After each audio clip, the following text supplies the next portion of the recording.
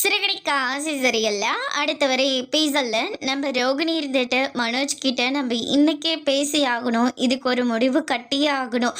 எப்படியாவது மனோஜை நம்ம வலைக்கு கொண்டு வந்தால் மட்டும்தான் இந்த ஆண்ட்டுக்கிட்ட இருந்து நம்ம தப்பிக்க முடியும் அப்படின்னு சொல்லிட்டு ரோகிணி பிளான் போடுறாங்க. அதுக்கு அடுத்ததான் மனோஜ் ரூம்க்கு படுத்துட்டு இருக்காரு. ரோகிணி பக்கத்தில் போகிறாங்க. ஆனால் மனோஜ் இருந்துட்டு ரோகிணி கிட்ட முகம் கொடுத்து கூட பேசாமல் அங்கிருந்து வச்சுட்டு பாய் தலகாணின்னு சொல்லிட்டு எல்லாமே எடுத்துகிட்டு போகிறாங்க. அங்கே ஹாலில் முத்தும் மீனாவும் இருக்காங்க.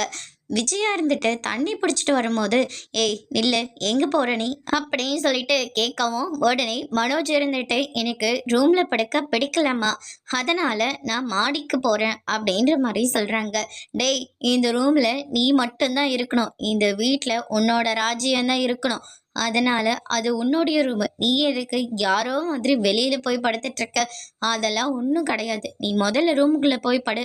விஜயா சொல்லிடுறாங்க. மனோஜும் விஜயா சொன்ன மாதிரி வராங்க. ரோகிணி மனோஜ் பேசவே இல்லைன்னு சொல்லிட்டு ரொம்பவே ஃபீல் பண்ணி அழுந்துட்டு இருக்காங்க.